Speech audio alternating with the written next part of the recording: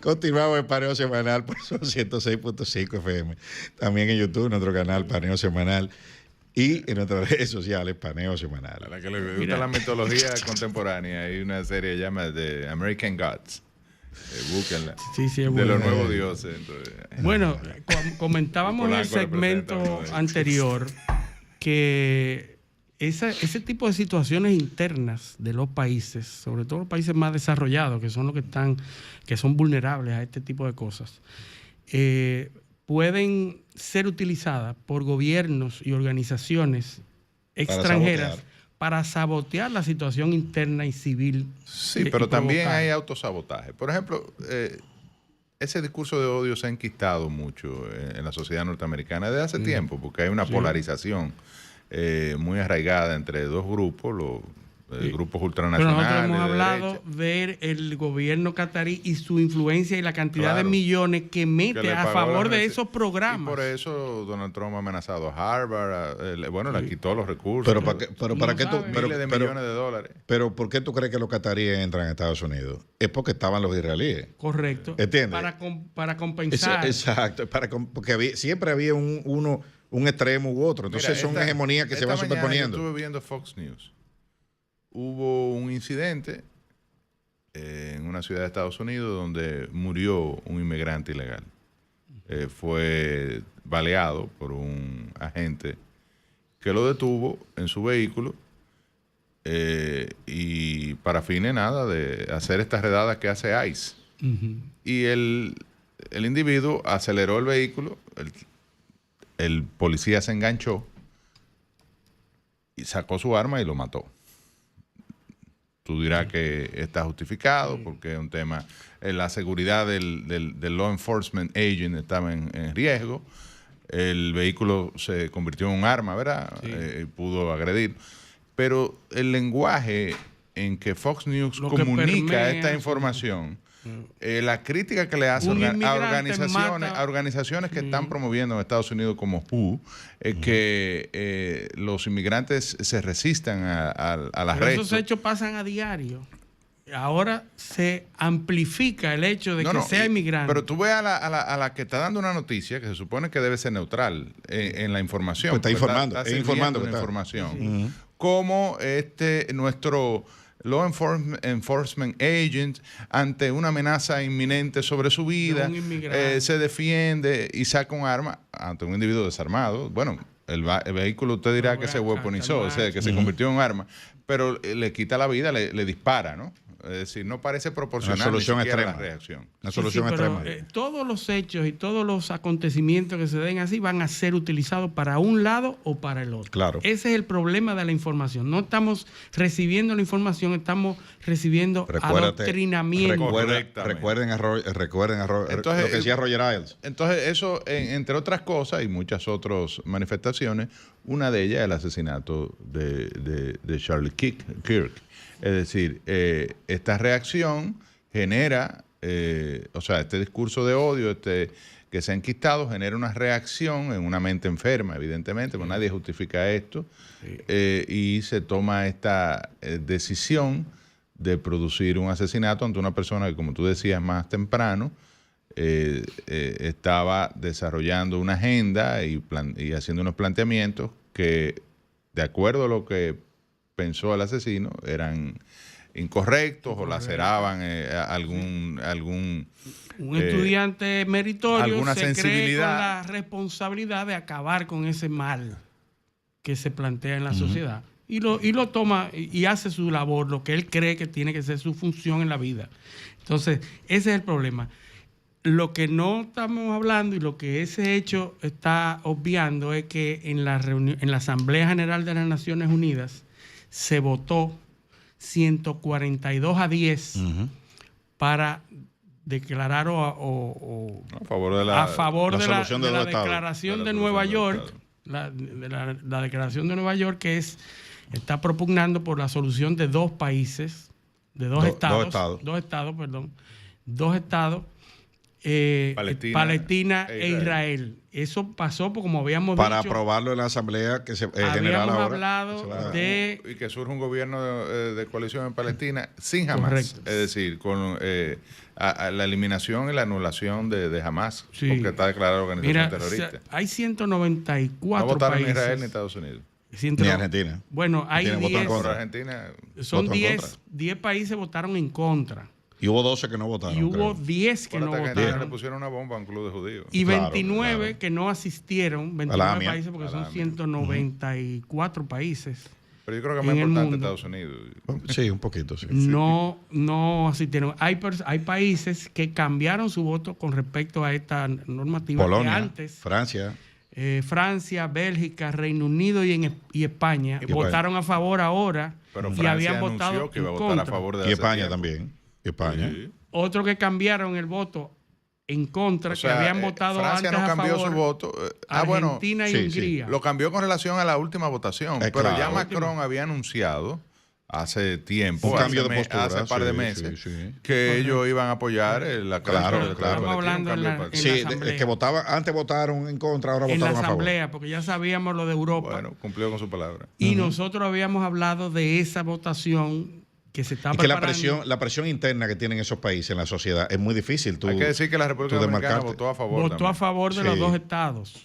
Eso es interesante. Cosa rara, ¿eh? Pero Sí, sí, porque siempre estamos Sí, alineados pero con los nosotros Estados Unidos. nos alineamos en torno nosotros a la ten- mayoría ahora. Nosotros tenemos la embajada en Jerusalén. Pero la incluso. práctica de la política exterior norteamericana ha sido alinearse de manera casi servil a cualquier postura norteamericana.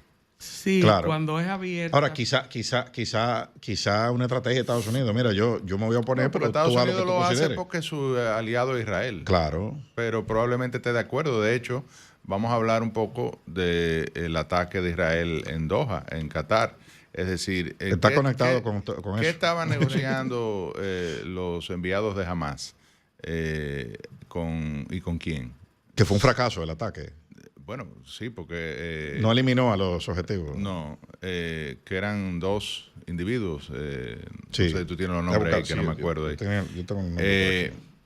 Estaban los líderes, las cabezas más importantes estaban en ese momento en no otro son las cabezas más salón. importantes, pero sí digamos... Las enviados. Los objetivos.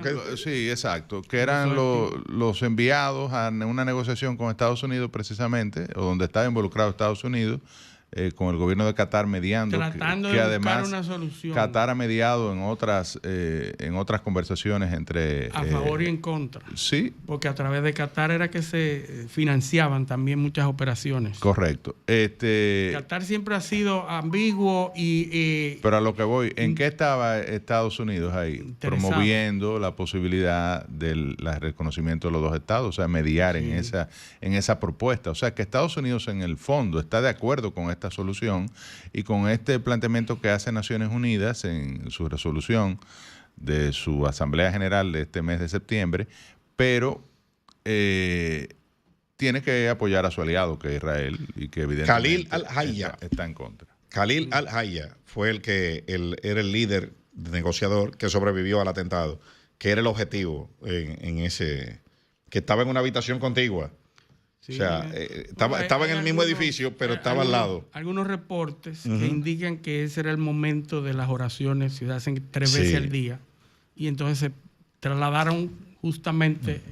Y el Mossad hacer- no sabía eso. Bueno, debía saberlo, seguro. Sí. Lo que sí sabemos es que últimamente, y nosotros lo dijimos antes, que ante la posibilidad de que se pudiera votar a favor de los dos estados en Naciones Unidas y que la mayoría de los países se alineen a favor de dos estados, Israel iba a tomar todas las operaciones y todas las acciones necesarias para terminar lo que vino. Netanyahu Aunque dijo, Israel- Netanyahu dijo que bajo ningún concepto van a aceptar eso. Claro, pero también justificó el atentado o el ataque Ujú. en respuesta a un atentado la semana pasada que Sí. produjo Hamas en Jerusalén, en Israel. Lo que sí es que en Israel, Tel Aviv. Israel ha atacado 5 países después de la hostilidad, de Siria, Líbano, Irán, Sí. Yemen y ahora Qatar. 5 enemigos.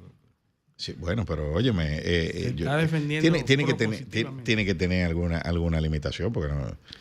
tú atacas 5 países y más la masacre que hay en Gaza. O sea, eso hay que ponerle freno de alguna forma. Sí, habíamos hablado. ¿Cuáles serían las consecuencias de este ataque?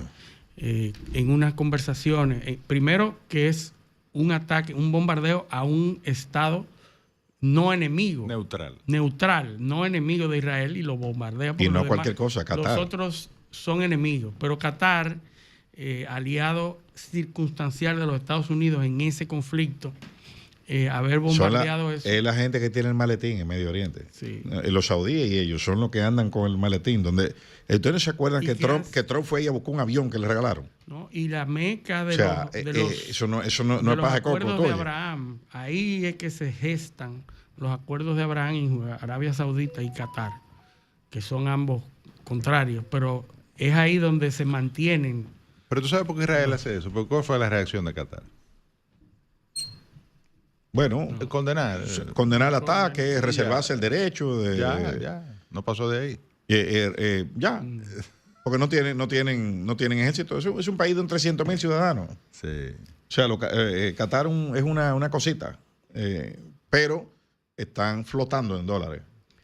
Y en petróleo. Sí, y gas, en gas, sobre todo gas. Entonces, ahora tienen una diplomacia muy activa y que funciona, unos grupos de lobby que se aparecen en cualquier sitio y resuelven lo que sea.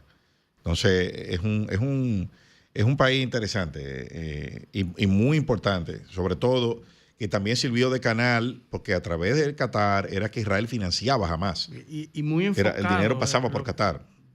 Muy enfocado a favor de sus propios intereses. No, y un socio de Irán también. Exactamente lo que tienen que hacer. Pero imagínate, hay varias versiones del ataque a Qatar. Una de ellas son misiles que se dispararon del Mar Rojo, que volaron por el espacio aéreo saudí.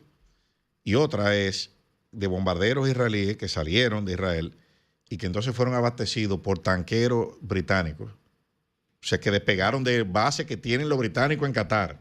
O sea, que lo atacaron desde su misma base. Que probablemente no fue desde el territorio israelí que salieron, porque la trayectoria reconstruida del misil hace pensar que salieron del Mar Rojo. Del Mar Rojo. Entonces, que es lo que es más posibilidad. Sí.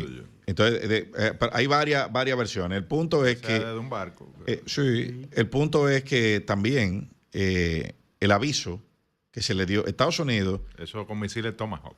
A Estados Unidos le avisaron... Se avisó antes. Sí, le avisaron 5 minutos antes. Sí. Le dijeron, mira, es un ataque con estos objetivos.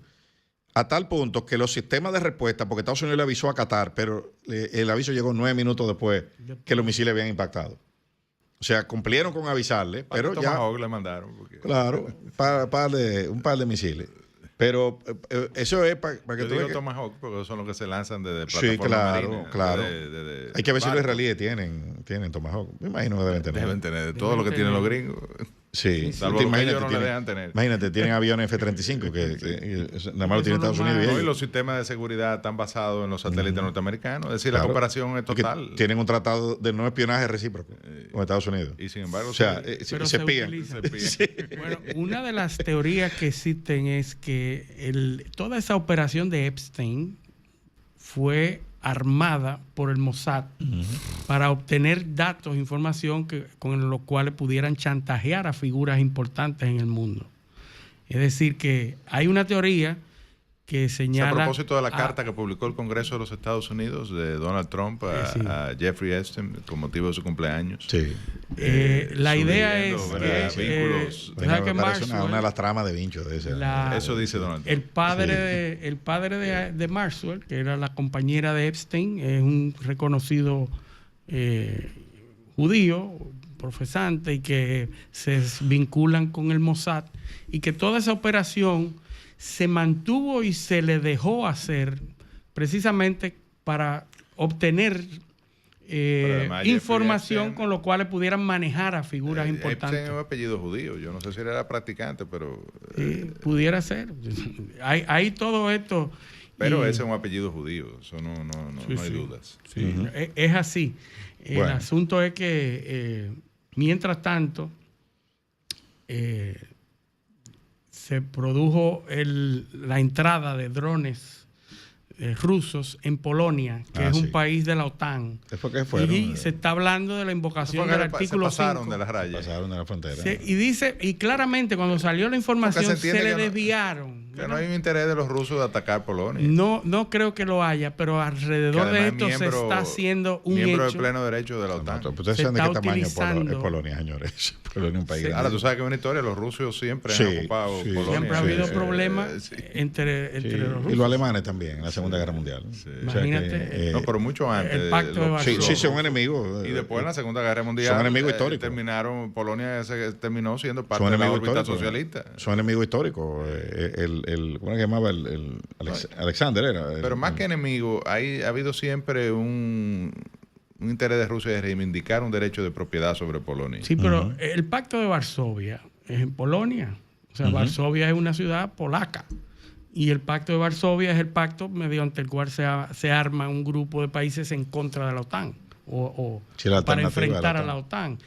El asunto es que, a pesar de que que no fuera adrede, que no fuera intencional que esos drones entraran, eso se está utilizando tanto por la Unión Europea, que fueron derribados, por cierto, como por la OTAN, para justificar el armamento, el incremento del armamento y las operaciones. Ya hablo como respuesta a esto, se está cogiendo como ejemplo, como estandarte, para provocar acciones. Ya hay gente que está diciendo vamos a enviar tropas a Polonia, movilizaciones. No, y como la idea de que Rusia atacó a la OTAN. Lo que necesitaba Europa. Ucrania no es miembro para de la movilizar. OTAN. Entonces hasta ahora Rusia no había atacado a la OTAN. Pero eso no es un ataque tampoco. Ese hecho fortuito es lo que necesitaba Europa y los belicistas y von der Leyen y la OTAN para movilizarse, para decirle a Europa estamos en guerra o vamos a estar en guerra. Eso es presupuesto, Luis. Eso es para manejar presupuesto. Eso no es para pelear. Eso es actividad económica. Eso no es para pelear. Eso es para justificar, manejar mucho presupuesto. Pero no, estamos en guerra. Pero no por un tema de manejar presupuesto para coger unos cuartos, ni mucho menos. Que para movilizar la economía. Puede haber algo de eso. Es para reactivación económica. Sea cual sea el objetivo, lo que está pasando es que se están pasando de las rayas, están llegando a puntos que ya no son a mí no me parece que ahí vaya a pasar nada. No hay guerra fría. Se está llegando a límites en donde hay ejercicios en Polonia de la OTAN, hay ejercicios de Rusia en Bielorrusia. Que la última vez ya están cada vez más echándole al otro. Sí, pero eso no va a llegar ahí porque Europa no va a atacar a Rusia. Ni Rusia va a atacar. Ni Rusia va a atacar a un país de la OTAN. Rusia no ha podido en Ucrania. Que es un solo, imagínate. Sí, pero ambos están haciendo eso, sabiendo que no va a pasar, pero cada vez más los límites se están extremando. Sí, y cualquier equivocación puede ser fatal, aunque ambos no lo piensen o ambos no lo quieran. Lo que pasa es que Putin también está jugando a dilatar la solución, porque lo está desgastando. Está desgastando a Occidente, el consenso de Occidente. Él lo está minando. Extendiendo la cuestión. Porque Rusia acaba de declarar que la paz está en pausa. Sí, que no se puede. Sí. Y Zelensky... Pero tú no viste lo que dijo Putin. Putin dijo, Zelensky, que venga a Moscú. Sí, también. O sea, Zelensky dijo que Rusia quería Ucrania completa. Ajá. Y entonces Rusia responde diciendo, no, la paz está en pausa. Todo lo demás. Es que Zelensky vive de ese conflicto. Zelensky no va a facilitar nada de eso. Bueno, ya su mandato está expirado. Entonces, o sea, él es igual que Netanyahu. Exactamente. O sea, Netanyahu vive del líderes conflicto. Expirados en sus mandatos. En el caso de Netanyahu, preso prácticamente. Y bueno, se produce este ataque, por eso siempre se ha hablado de esa teoría de la conspiración, sobre todo de la manera en que Hamás minó los sistemas de defensa israelí, cuando Israel es el modelo del avance tecnológico en materia de seguridad, y entraron por esa frontera como que eso era de ellos, es decir, y se desactivaron los sistemas de defensa y los sistemas automáticos y las alarmas electrónicas, es decir, hubo ahí evidentemente una colaboración interna. Por eso se habla de esta teoría de la conspiración, de que Netanyahu o sectores influenciados por él del aparato militar, pues permitieron esta incursión de Hamas. Que tenía un pie en la ¿Y cárcel. tú sabes quién dijo y quién propuso que esa teoría era Zelensky posible? lo ha salvado la guerra con Rusia. Y mientras más dure la guerra, más dura él en el poder. Exactamente. ¿Sabe quién propuso Porque tiene esa que convocar teoría? elecciones. ¿Sabe quién propuso en vivo esa teoría que tuvo mucha fuerza, mucha atracción? Charlie Kirk. En una de las entrevistas habló de eso, de que se sorprende de que esa tardanza en la respuesta haya durado tanto. Y él lo preguntó. Y entonces, fíjense cómo todo se relaciona. Acuérdate ese famoso principio investigativo de lo primero que hay que buscar ante un hecho, un crimen, a quién beneficia ese crimen. Esos son los primeros sospechosos. Y lo primero que dijeron que no había que investigar eso ahora, que era después de que se solucionara el conflicto, son los que están en el poder en Israel. O sea, ahora hay que defenderse. Ahora hay que resolver investigamos la después. seguridad, claro. ¿Entiendes? Eso, imagínate. Entonces, pero vamos a ver si nuestros oyentes, que tenemos muchas preguntas ahí aquí en YouTube, pero vamos a ver si nuestros oyentes se animan y nos llaman también. Así que, el número. Comunícate 809-540-1065. 1-833-610-1065 desde los Estados Unidos. Sol 106.5, la más interactiva. Bueno, aquí estamos. Vamos a empezar a responder inquietudes. Aquí tenemos en nuestros oyentes de YouTube. Vamos a ver, vámonos arriba para no dejar de responder. Me pregunta Emilio Ernesto Filpo el simbolismo de la derrota de Milei en Argentina. ¿Qué significa eso? Bueno, imagínate. Yo te voy a Sí. dar tu opinión. Yo tengo una el lectura. kirchnerismo haciendo de la suya. No, claro. Claro, tú sabes qué pasa. Que para todo, claro. Tú ofreciste, tú decías que era el aparato, la casta corrupta y todos los subsidios y la sierra eléctrica, y el que era pobre ahora está peor.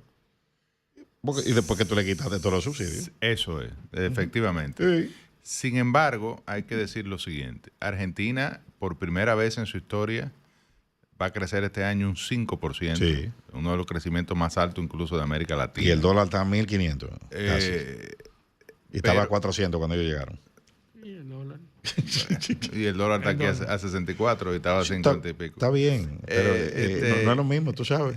No, yo sé, pero ha habido, desde el punto de vista económico, una reactivación. Una economía que estaba decreciendo, o sea, que estaba en números rojos. Ha habido un control de la inflación a pesar de la devaluación. O sea, hay logros. Incluso la devaluación era parte del planteamiento de Milei, porque era liberalizar el mercado cambiario, porque lo otro era un tipo de cambio ficticio que mantenía el gobierno, ¿no? Y que eso generaba un mercado negro que provocaba una mayor inflación, escaseces. O sea, realmente la situación económica de Argentina se ha venido saneando con el gobierno de Milei. ¿Qué pasa? Que gran parte de eso son los recortes, la sierra eléctrica. La sierra eléctrica no solo se está llevando recortes económicos en Argentina, se está llevando la cabeza de la gente. ¿Por qué? Porque ¿quiénes recibían todos esos beneficios? Un Estado benefactor. La gente. Que fue los votantes. La irresponsabilidad del peronismo, ¿verdad? Crear sin condiciones económicas para sustentar eso. Y nosotros aquí. Estamos en eso. Nosotros estamos en eso, aquí. Estamos en eso. Cuando tú ves que hay 5 millones y medio en SENASA de afiliados subsidiados, que es la mitad de la población. Y 5 millones y medio de gente dependiendo del Estado. Cuando en este país se habla de unos niveles de pobreza por debajo de alrededor de un 8%, entonces tú tienes la población, la mitad de la población subsidiada en el régimen de salud. Tú has ampliado a 3 millones de beneficiarios los de la tarjeta de solidaridad, cuando realmente 1.5 millones. Uno se pregunta 1.4 millones. Ah, bueno.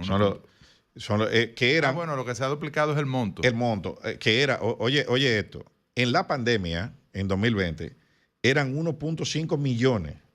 Y ahora, 4 años después, hay 1.4. O con esta llamada. Buenos días, ¿quién nos llame de dónde? Se fue. Bueno, entonces para terminar, lo de Milei es la factura que le está pasando la gente a de verdad que económicamente estaremos mejor en términos macroeconómicos, pero mi economía ha sufrido porque tú me has quitado los subsidios sociales que me daban. Así es. Buenos días. ¿Quién nos llama y de dónde?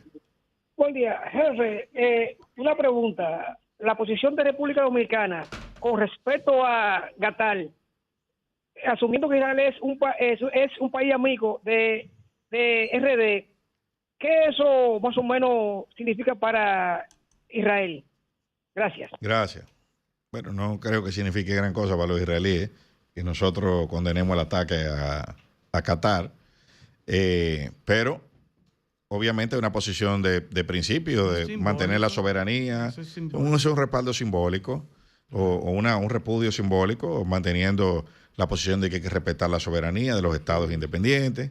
Hay que decir que los lazos entre Israel y la República Dominicana son muy profundos. Sí, muy No fuerte. sé si ustedes recuerdan la entrevista que hicimos aquí al embajador, al pasado embajador de Israel en la República Dominicana. Tiene muchísimos programas y nos agradece muchísimo por el asentamiento. Pero la República Dominicana fue el primer país del mundo que acogió a los refugiados de la Alemania nazi, de judíos. Entonces hay una relación muy estrecha entre República Dominicana e Israel. Buenos días. ¿Quién nos llama y de dónde? Buen día, Pascasio de Santiago.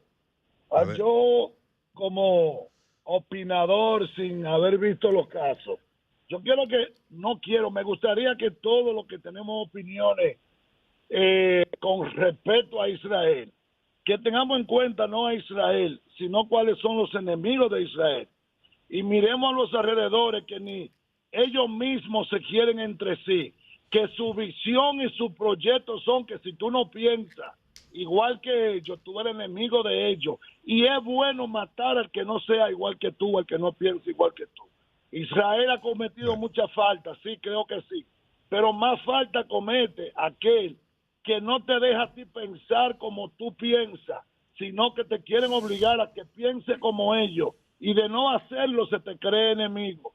Por eso las mujeres en la gran mayoría de países de ellos no pueden superarse, no pueden estudiar, no tienen palabra propia. Las niñas la casan a los 12, a los 10 años. Entonces, Israel sí ha cometido error, creo que sí. En una guerra se cometen errores. Pero que nos libre Dios, que la religión musulmana siga creciendo, porque la visión no es borrar a Israel, como ellos dicen.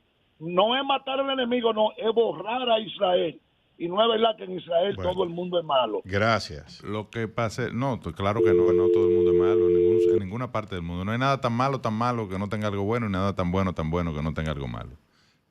Es así, pero la intolerancia... Pero el tema es que Israel, que fue víctima de un genocidio, varios genocidios durante la existencia del pueblo hebreo, parece que quiere ponerse a la par en términos de genocidio. Es decir, ahora está cometiendo otro contra los gazatíes. Todos los textos sagrados mal interpretados o tomados fuera de contexto contienen incitación a la violencia.